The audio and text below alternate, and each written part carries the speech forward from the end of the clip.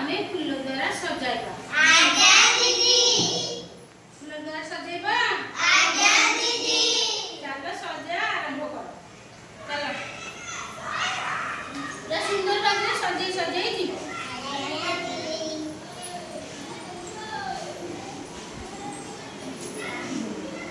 गार ऊपर सजाइबा। आज्ञा दीदी। पूरा गार ऊपर गोटी गोटी सजाई सजाई चलो एमिति गार ऊपर सजाई जीवा।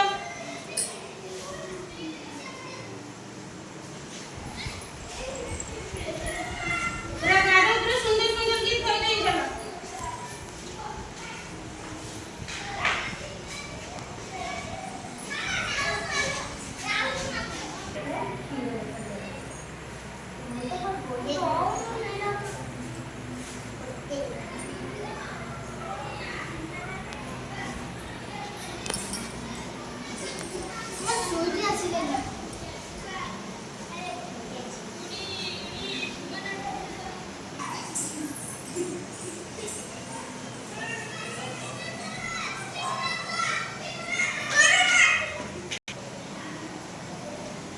सबुठ जन सजाए तळे ऊपर सजा।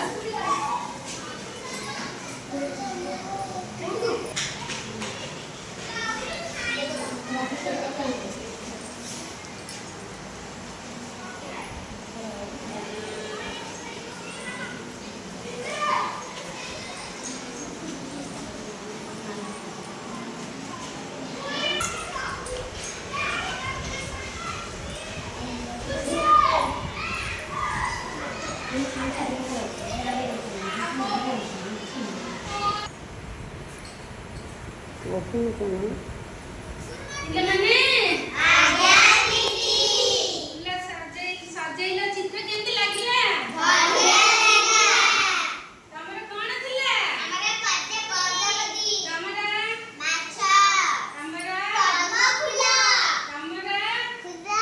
ଟଗର ଫୁଲ ତମର କଳସୀ। କଳସୀ। ତା ସଜେଇଲ ଭଲ ଲାଗିଲା? ଆଜ୍ଞା ଦିଦି। କୋଉ ଫୁଲରେ ସଜା ହେଲା?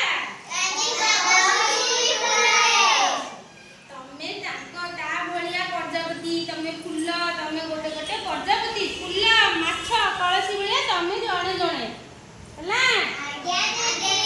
ଆ ଦ୍ୱାରା ତମର ଏଇ ଆଙ୍ଗୁଠିର ଚାଳନାର କାର୍ଯ୍ୟ ହେଲା। ଆଜ୍ଞା। ଏଇ ସୂକ୍ଷ୍ମ ମାଂସପେଶୀର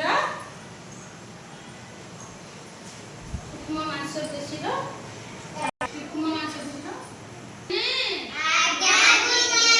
ଏ ଯୋଉ ଚିତ୍ରରେ ସବୁ ଫୁଲ ସଜେଇଲ ତା ଦ୍ୱାରା ତମ ଆଙ୍ଗୁଠିକୁ ସୂକ୍ଷ୍ମ ମାଂସପେଶୀ କହନ୍ତି। ତାର କାର୍ଯ୍ୟକ୍ଷମତା ବଢିଲା। ଆଉ ଏ ଫୁଲ କରିବା ଦ୍ୱାରା ତମ ମାଇଣ୍ଡ ଡେଭଲପ ହେଲା। ତମକୁ ଖୁସି ଲାଗିଲା ନା ନାଇଁ? ଖୁସି ଲାଗିଲା।